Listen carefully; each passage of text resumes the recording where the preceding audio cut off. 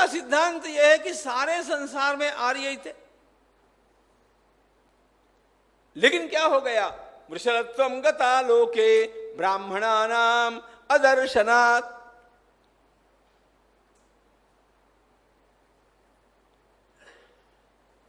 धीरे धीरे मनुष्य का विषयों की ओर अधिक ध्यान बढ़ता जाता है, और ऐसी बेला में यदि उत्तम साधन करने वाले और रोज कर्मकांड करने वाले, धर्म का पालन करने वाले ब्राह्मणों की संगति नहीं रही तो अपने आप मनुष्य के आचार विचार में पतन आता है। संस्कार संपन्न लोगों की संगति में संस्कारों का जागरण होता है, और जिनमें संस्कार नहीं है ऐसे लोगों की संगति आते ही संस्कारों का ह्रास होता है। आप ये करके देखिए, आप बड़े अच्छे पूजा पाठ करने वाले हैं, दैट्स फाइन। 10 लोगों की एक टोली में आप विदेश की यात्रा कीजिए, धीरे धीरे आपको भी लगने लग जाएगा कि मैं ही अकेला काय को पूजा पाठ करता हूं। अच्छा, नहीं करूंगा तो क्या होगा? मैं ही सवेरे उठ करके स्नान करता हूं, ये तो बिना स्नान किए ही खाते पीते, इनका तो कुछ बिगड़ता नहीं। धीरे धीरे मनुष्य का स्वयं के आचार से मन हटने लगता है, संगति का परिणाम। आचारवान लोगों की संगति में रह करके देखिए, आपको भी लगेगा कि अरे ये लोग जल्दी स्नान करते हैं, अपने को भी करना चाहिए। ये कुछ पूजा पाठ करते हैं, अपने को कुछ नहीं आता है, कुछ तो सीखना चाहिए। लोग यहां पर आते हैं तो देखा देखी उनको लगता है कि अपने को भी श्री यंत्र की पूजा, कुंकुमार्चन करना चाहिए। एकादशी है तो चलो अपने को भी तुलसी अर्चना करनी चाहिए। और यही लोग बाहर होते हैं तो अपने को भी भीसी खेलनी चाहिए, वहां पैसे लगाने। भीसी बोलते हैं, क्या बोलते हैं? जैसी संगति में आदमी जाता है वैसा कुछ करने का उसके दिमाग में आता है। यहां पैसा लगाओ, वहां पैसा लगाओ। वृषलत्वं गता लोके ब्राह्मणानाम अदर्शनात्। इसलिए ध्यान रखना, अपने संस्कारों को बचाना है, संभालना है, तो संस्कार संपन्न लोगों के साथ रहना सीखिए। साथ में रहते रहते आपके ऊपर रंग चढ़ेगा। आचारहीन पापी लोगों के साथ ही रहना आरंभ कर देंगे ना, आपका भक्ति का रंग भी उतर जाएगा।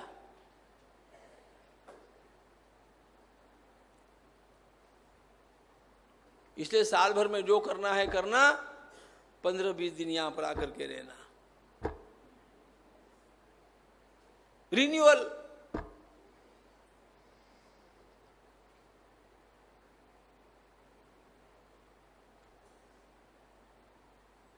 मैं आपको शर्त के साथ बोलता हूं, आप 2-5 वर्ष नहीं आकर के देखिए,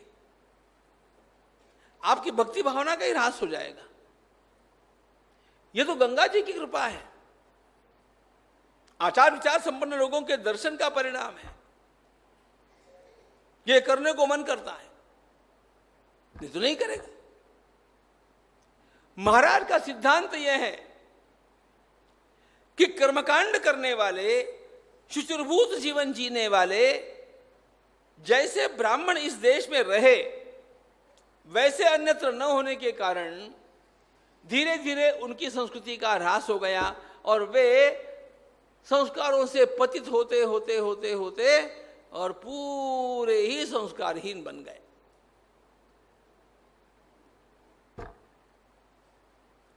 यह आपके साथ भी हो सकता है, यह ब्राह्मणों के साथ भी होता है, क्योंकि ब्राह्मणों के भी कोई एक प्रकार रहे क्या? कुछ ब्राह्मण मिलिट्री में है, कुछ सरकारी नौकरी में है, कुछ ऐसे ही बाबूगिरी करते हैं, और कुछ अंग्रेजों की और विदेशी मीडिया की गुलामी करने वाले, वो उनके लिए कुछ लिखते हैं, और जब उनके लिए लिखते हैं तो उनके साथ ड्रिंक करते हैं। ब्राह्मण की भी संगति में आप ऐसे लोगों के साथ में रह गए ना, ध्यान रखना, उनके ड्रिंकिंग को देख करके आपको भी लगेगा कि एक दिन लेकर के तो देखूं। यहां ब्राह्मण शब्द का अर्थ समझिए, संस्कारवान जो है वो ब्राह्मण, संस्कारहीन है वो त्याज्य। ब्राह्मण जाति में जन्मा है कि नहीं इससे मतलब नहीं है, वो जल्दी उठता है क्या, स्नान संध्या करता है क्या, देव पूजा करता है क्या, खान पान में कुछ नियमों का पालन करता है क्या, शुद्धता का उसके मन में विचार है क्या, शमो दमस तपस् शौचम क्षांतिरार्जवमेव च ज्ञानम विज्ञानम आस्तिक्यम ब्रह्म कर्म स्वभावजम, ये जो भगवान ने भगवद गीता में ब्राह्मण के लिए अत्यंत आवश्यक 9 गुण बतलाए हैं, उसमें कुछ है उसमें? जिसमें ये नहीं है ऐसे लोगों की संगति में रहिएगा, आपका भी पतन पक्का। ब्राह्मण का ही पतन हो गया, ऐसी कगार पर हम लोग आज हैं।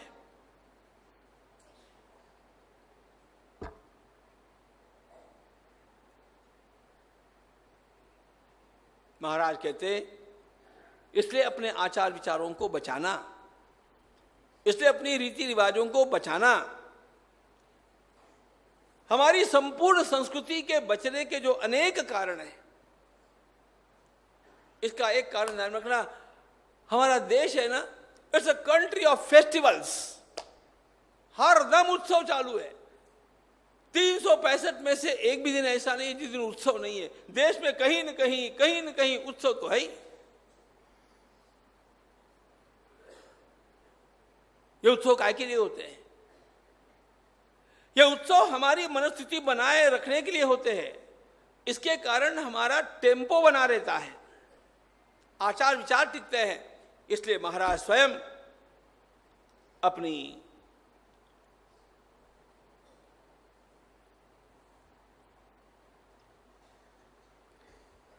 भक्ति भावना को उत्सवों के आधार से बनाए रखना चाहते हैं। महाराज स्वयं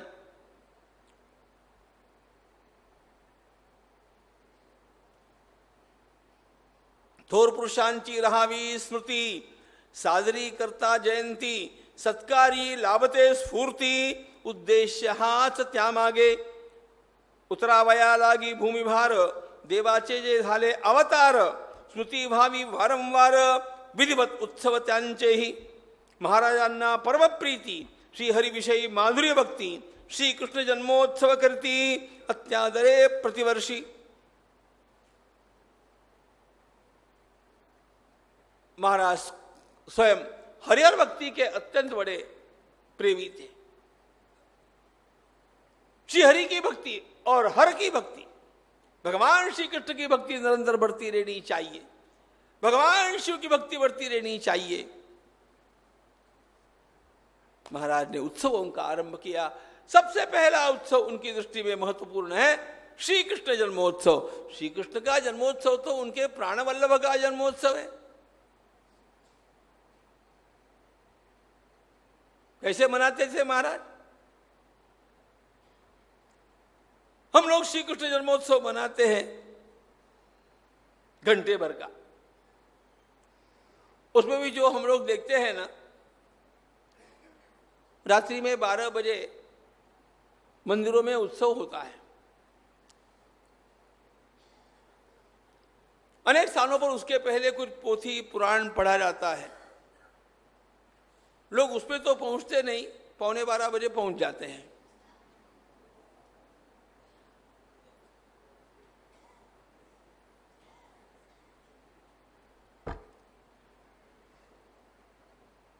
घर की माताएं भी कहती हैं, बच्चे कैसे उठेंगे, 12 बजे कैसे उत्सव आता है, कितना जागरण करना पड़ता है, टीवी के लिए कितना करते हैं और व्हाट्सएप के लिए कितना करते हैं। थोड़ी तो शर्म आनी चाहिए। 2 ही जागरण अखरते हैं लोगों को, जन्माष्टमी का और शिवरात्रि का।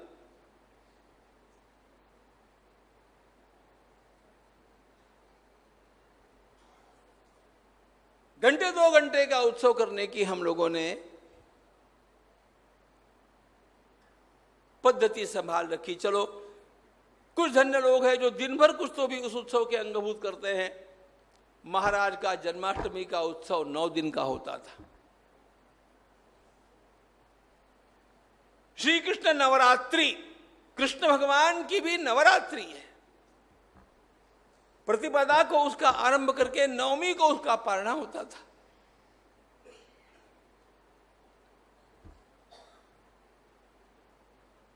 धन्य महाराज, उसकी तैयारी कितनी बढ़िया करते थे।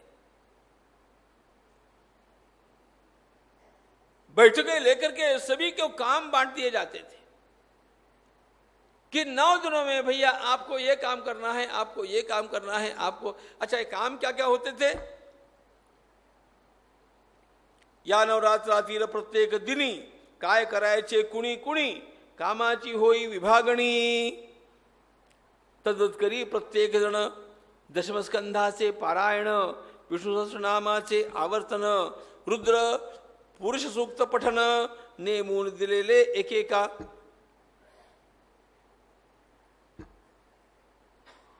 इन 9 दिनों में किसको दशमस्कंध का पारायण करना है, विष्णु सहस्रनाम के कितने आवर्तन हम कर सकते हैं, रुद्र का पुरुष सूक्त का आवर्तन करना है, रोज की दैनिक पूजा करनी है, अनेक प्रकार के मंत्रों के जप करने हैं। दिन भर का यह कार्य आरंभ कब होगा? महाराज का आग्रह होता था कि 4 बजे सभी का स्नान हो जाना चाहिए, सवेरे 4 बजे हो। 4 वाजता प्रातःकाळी साऱ्यांच्याच होत आंघोळी। 4 आदतें हम लोगों को ऐसी लगी है। गीता साधना शिविर में तो 4 बजे सबको उठना ही पड़ता है। एक बहन आती थी, एक वर्ष उसने अपना मनोगत बतलाया। मनोगत क्या बतलाया? उसने कहा मुझे बोलना है। उसने कहा मैंने अपने जीवन में, मैं 23 साल की हो गई हूं, मैंने अपने जीवन में सनराइज कैसे होता है ये यहां आने के बाद पहली बार देखा। सूर्योदय मैंने लाइफ में पहली बार यहां पर आकर के देखा। पता ही नहीं।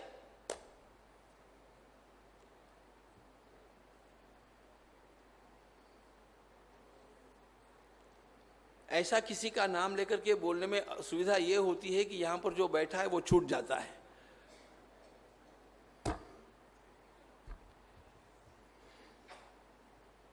महाराज कहते हैं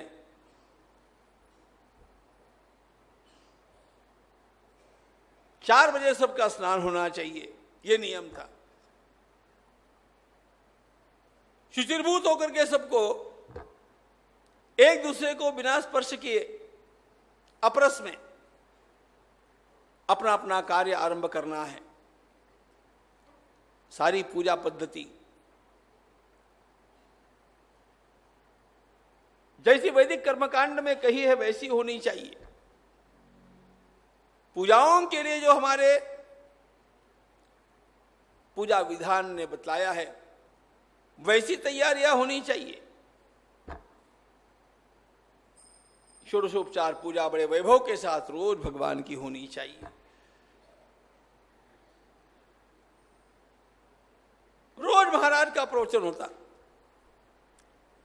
अब इस प्रवचन के लिए महाराज जो विषय लेते 9 दिन का प्रवचन रोज। अब उसके जो विषय महाराज के होते हैं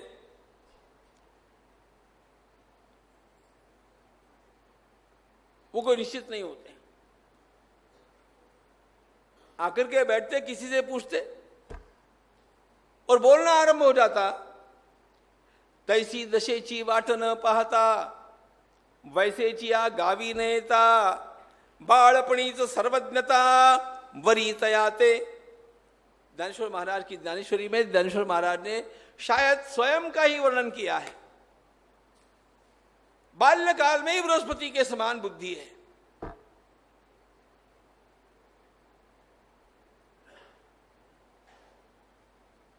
प्रातः काल में पूजा पाठ, फिर महाराज का प्रवचन, सायंकाल में पुनः प्रवचन, और उसके पश्चात भिन्न भिन्न प्रकार के स्तोत्रों का गान, पदों का गान, भगवान नाम के संकीर्तन के साथ उत्सव रोज सायंकाल में आरती।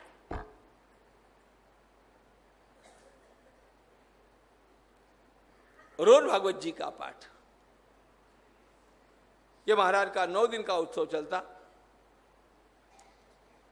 कुछ बातें मैं छोड़ देता हूं।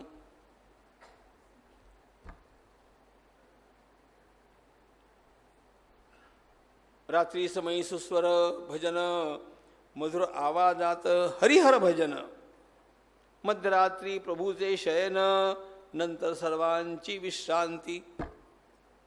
मध्यरात्रि में सबका शयन होने, भगवान का शयन होने के पश्चात सब विश्राम के लिए जाते और 4 बजे स्नान करके तैयार।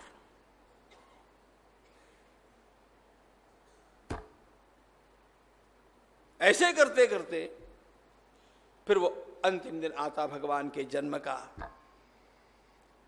येणे परी यज्ञ ज्ञान यज्ञात दिवसामगुण दिवस जात, अखेर उगवे सुप्रभात, अंतिम दिवस नवरात्राचा, सुदिन सुमंगल मांगल्याचा, दिवस अत्यंत उत्साहाचा, कृष्ण प्रभूच्या जन्माचा, श्रावणवद्य अष्टमी, सकाळपासून साऱ्यांची धांदलोडे कामाची, आपापल्या वाट्याची, कामे करण्यात जो तो दत्त। सभी के काम बांट दिए जाते और दिन भर सब अपने अपने कामों में मग्न रहते। ये सारे काम कहीं तो भी पारायण का है, कहीं जप का है, कहीं पूजा का है, कहीं अभिषेक का है, कहीं पर आए हुए लोगों की व्यवस्थाओं के काम है। बड़ी विशेष बात यह थी कि आए हुए लोगों की सारी व्यवस्था की ओर ध्यान देती थी श्री महाराज की धर्मपत्नी, हम सब की माए बाई।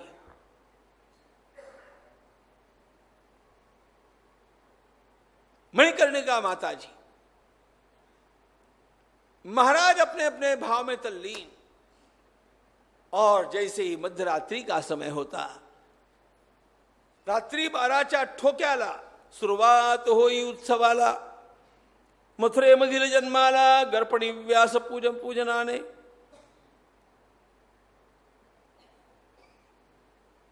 मध्यरात्रि का समय जैसे ही आता, गणपति की पूजा, भगवान वेदव्यास जी की पूजा,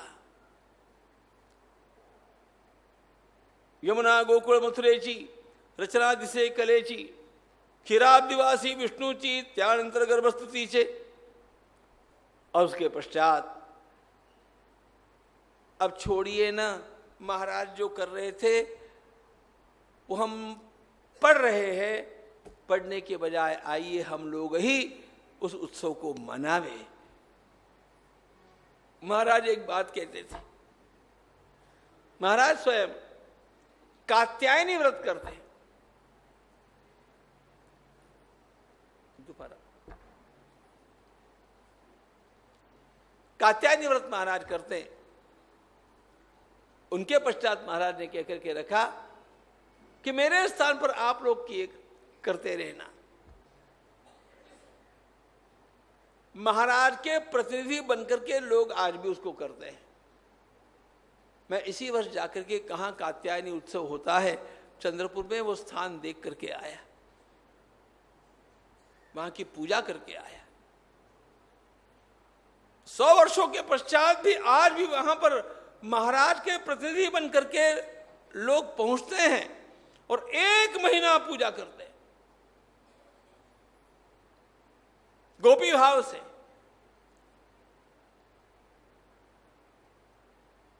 तो वो तो कात्यायनी की बहुत बड़ी बात हो गई।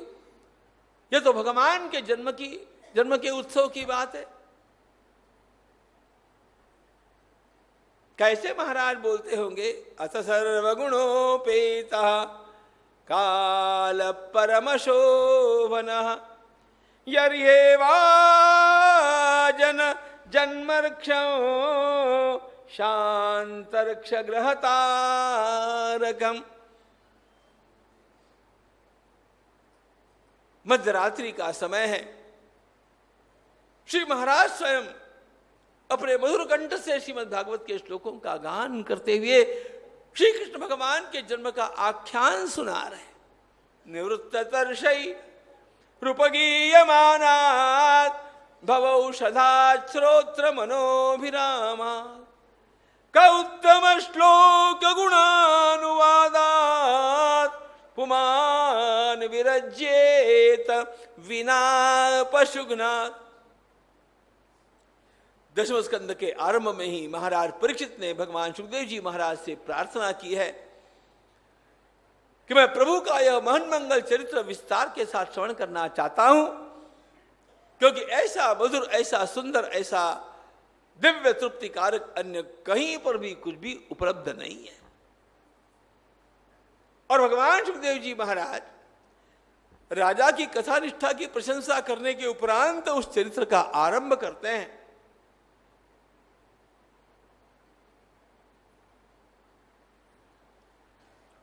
उग्रसेन जी का वर्णन किया, वसुदेव जी का वर्णन किया, देवकी की कन्या भगवती देवकी के मंगल विवाह का वर्णन किया, और उस समय जो आकाशवाणी हुई अस्यास्त्वाम अष्टमो गर्भो हंतायाम वह से अबुध, इसका वर्णन करने के उपरांत कंस किस प्रकार भगवती देवकी की हत्या करने पर उतारू हो गया यह बतलाया।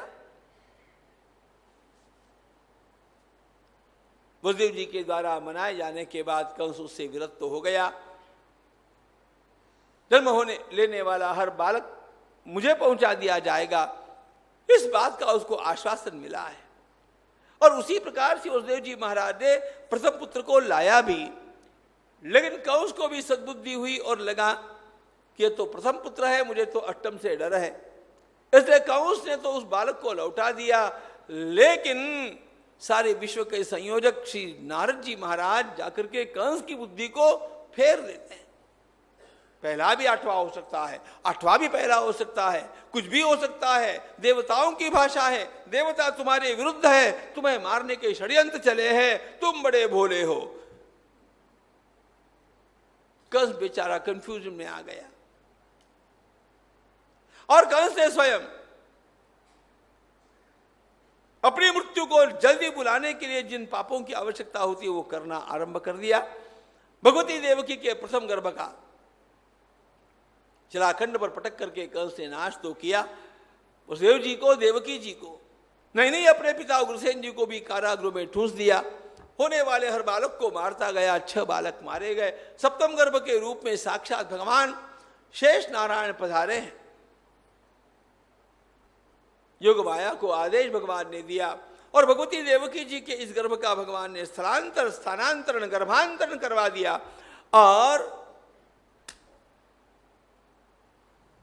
गोकुल के महावन में निवास करने वाली श्री वसुदेव जी की पूर्व पत्नी भगवती रोहिणी से उस बालक का जन्म हुआ। बलभद्र भगवान की जय। इसके पश्चात भगवती यशोदा मैया के गर्भ में भगवान के आदेश के अनुसार भगवती योग माया का आगमन हुआ, और भगवती देवकी माता के गर्भ में साक्षात श्री भगवान पधारे। देवताओं ने आकर के गर्भ स्तुति की है। सत्यव्रतम सत्य परम सत्यम सत्यस्य योनिम निहितं च सत्ये सत्यस्य सत्यमृत सत्य नेत्रं सत्यात्मकं त्वां शरणं प्रपन्ना इत्यभिष्टूय पुरुषं। गर्भस्तुति का अतीव सुंदर गान किसी को पता नहीं चला, लेकिन भगवान महादेव जी महाराज पधारे हैं, ब्रह्मा जी महाराज पधारे, अन्य देवता पधारे हैं। भगवती देवकी माता को वंदन किया, गर्भस्थ परमात्मा को वंदन किया। देवता वहां से अंतर्धान हो जाते हैं। दिनों के पश्चात दिन, महीनों के पश्चात महीने व्यतीत होते होते भाद्रपद मास आया। कृष्ण पक्ष है, अष्टमी तिथि बुधवार, सूर्यास्त हुआ मध्यरात्रि का समय। अथ सर्वगुणोपेतः काल परम शोभनः यर्येवाजन जन्मर्क्षं शांतर्क्ष ग्रहतारकम दिश प्रसेदुर्गगनौ निर्मलो। सारी पृथ्वी के ऊपर वातावरण ही बदल गया है। ऐसा कोई जलाशय नहीं जिसमें कमल के फूल खिले नहीं, ऐसा कोई छोटा सा भी स्थान नहीं जहां हरियाली निर्माण हुई नहीं। वायुदेव सुखद स्पर्श करते हुए बहते हैं। भगवान सुखदेव जी महाराज वर्णन करते हैं, राजन, ठीक मध्यरात्रि के समय मथुरा जी के कारागृह के सूतिका गृह पे, मथुरा जी तो निद्राधीन है, लेकिन सूतिका गृह में श्री वसुदेव जी महाराज और भगवती देवकी जी के ध्यान में आ रहा है कि आज वह घटना घटेगी। ठीक मध्यरात्रि का समय हुआ और एकाएक नेत्रों को चौंधिया देने वाला दिव्य प्रकाश सर्वत्र फैल गया, दिव्य सुगंधि सर्वत्र फैल जाती है। बड़ा तेजस्वी प्रकाश है। उस प्रकार की शीतलता का अनुभव करते हुए जैसे ही श्री वसुदेव जी और भगवती देवकी जी नेत्रों को खोल करके देखते हैं तो अंतरिक्ष में शंख चक्र गदा पद्मधारी बाल स्वरूप श्रीमन्नारायण भगवान की तमद्भुतम बालकमंबुजे क्षणं चतुर्भुजं शंख गदायुधायुधं श्रीवत्सलक्ष्मं गलशोभि कौस्तुभं पीतांबरं सांद्र पयोद सौभगम इत्यभिष्टु। अतीव दिव्य प्रभु की श्री मूर्ति को देख करके गदगद होकर के श्री वसुदेव जी महाराज अश्रुपात करने लगे। उनको तो ऐसा लगा कि मैं नाचूं, मैं गाऊं, लेकिन बंधन में थे। हाथ जुड़ गए, स्तवन आरंभ हुआ। भगवान ने कहा, डरिएगा नहीं वसुदेव जी, मुझे यहां से लेकर के आप गोकुल में चलिएगा और नंद बाबा के यहां पर अभी अभी यशोदा मैया ने एक लाली को जन्म दिया है, उसके स्थान पर मुझे पधरा करके उस लाली को लेकर के आप यहां पर चले आइएगा, सब ठीक होगा, आप डरिएगा नहीं। अत्यंत व्याकुल नेत्रों से मां देख रही है और जैसे प्रभु ने माताजी की ओर देखा, माताजी ने कहा कि ये खिलौने कहां से ले आए ठाकुर, नन्हे बनिए, मैं तो प्यासी हूं आपको मेरे अंक में लेकर के आपको पिलाने की, मेरे वात्सल्य पान कराने की। ये शंख चक्र गदा अभी अभी इनका क्या काम है? माता पुनि बोली सोमति डोली तजहु तात यह तजहु तात यह रूपा कीजे शिशु लीला अति प्रियशीला। भगवान ने कहा, मां यह दर्शन आपको केवल इसलिए दिया कि आपको याद दिला दूं, आपने मेरे लिए खूब तपस्या की, इसलिए लो मां तीसरी बार आपके अंक में मैं आया। ऐसा कहते श्री भगवान देवकी माता के अंक में प्राकृत बालक के रूप में बाल कृष्ण लाल की, बाल कृष्ण लाल की जय। इस बालक को लेकर के श्री वसुदेव जी महाराज जब चलते हैं, रास्ते अपने आप मिलते जाते हैं। द्वारपाल सो रहे हैं,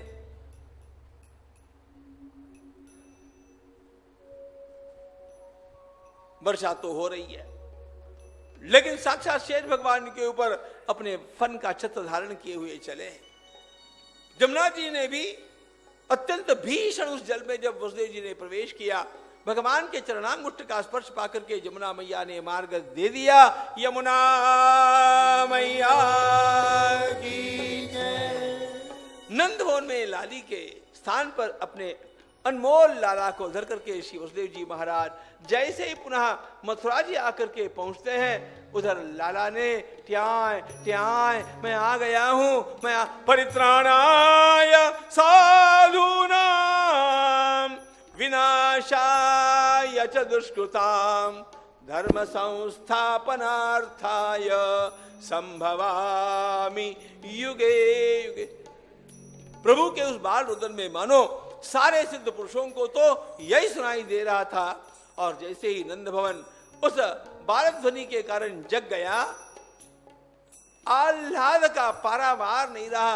जब नंद बाबा को पता चला कि लाला पधारे हैं, सेवकों को जगाया गया, थाल बजने लगा और लोग दौड़े हुए चले आए। नंद के लाला की गोविंद गोकुल आयो, गोविंद गोकुल आयो, आयो गोविंद गोकुल आयो, गोविंद गोकुल आयो, आयो गोविंद गोकुल आयो,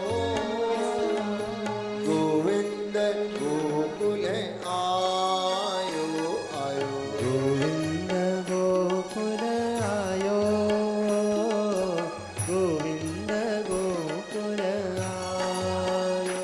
ओ नंद भवन में नौबत बाजे, नंद भवन में नौबत बाजे, ओ नंद भवन में नौबत बाजे, नंद भवन में नौबत बाजे। मंगली मोद बधायो जी आयो, गोविंद गोकुल आयो, गोविंद गोकुल आयो, आयो गोविंद गोकुल आयो,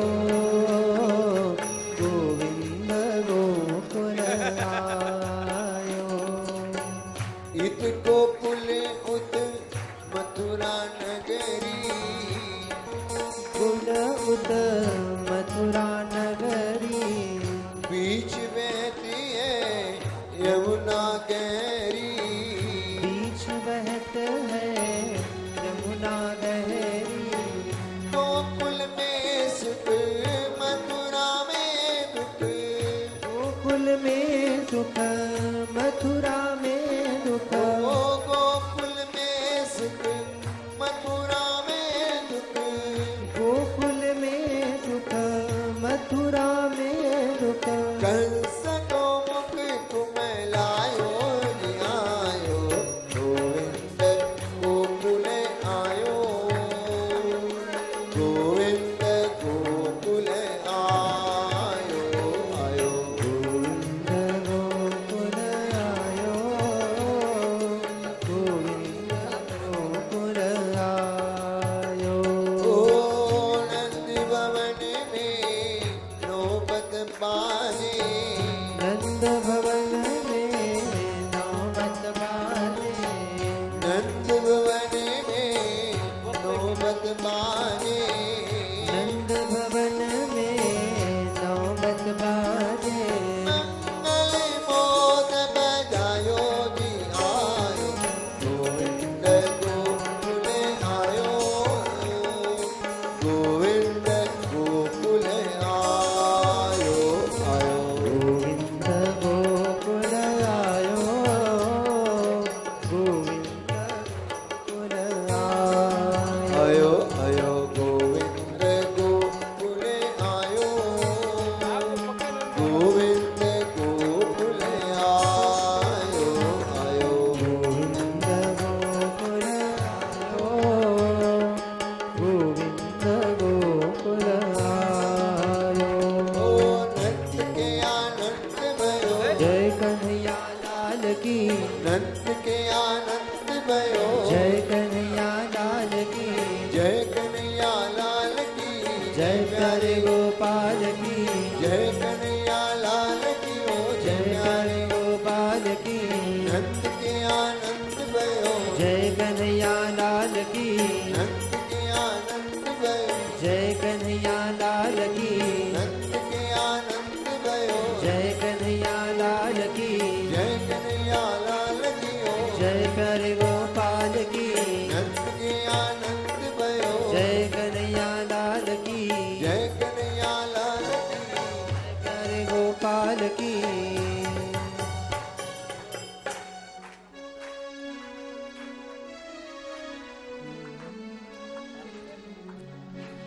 हो किती सांगू मी सांगू कुणाला, हो किती सांगू मी सांगू कुणाला, आज आनंदी आनंद झाला, आज आनंदी आनंद झाला.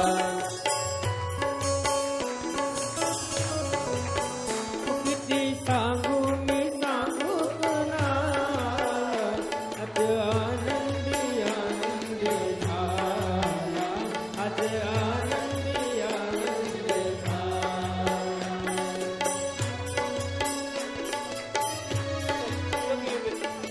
एक एक एक एक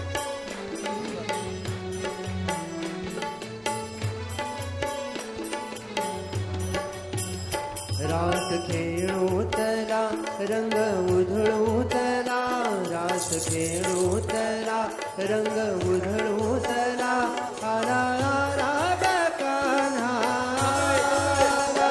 हो किती सांगू मी सांगू कुणाला, हो किती सांगू मी सांगू कुणाला, आज आनंदी आनंद झाला, आज आनंदी आनंद झाला.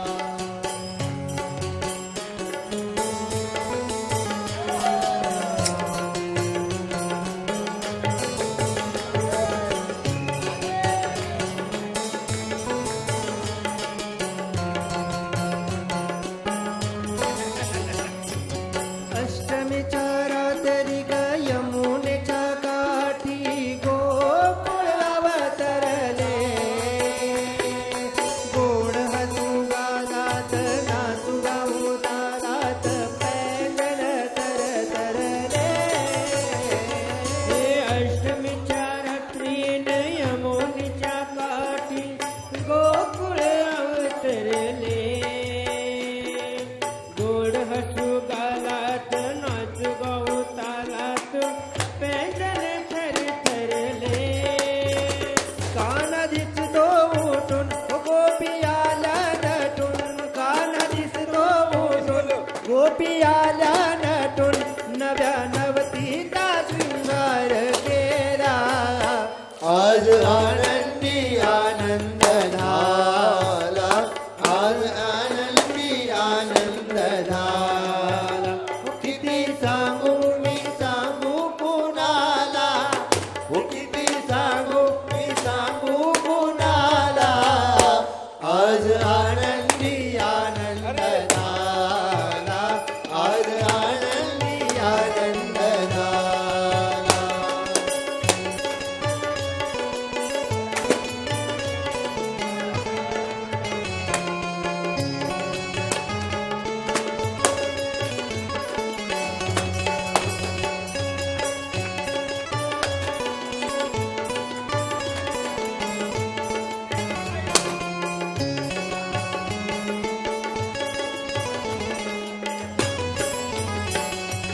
मूर्ती अशी सादरी ग ओठावर बासुरी, हो भुलले तुला संगती, कुणी म्हणा गोविंद कुणी म्हणा गोपाळ, कान्हाला नावे किती. ओठावर बासुरी रे तुला संगती, कुणी म्हणा गोविंद कुणी म्हणा गोपाळ, कान्हाला नावे किती. रोज खोड्या करून गोप सारे जमवून, रोज खोड्या करून गोप सारे जमवून, चांद सकाळी गोपाळ काला, आज आनंदी आनंद झाला, आज आनंदी आनंद झाला. किती सांगू मी सांगू कुणाला, रे किती सांगू मी सांगू कुणाला, आज आनंदी आनंद झाला, आज आनंदी आनंद झाला.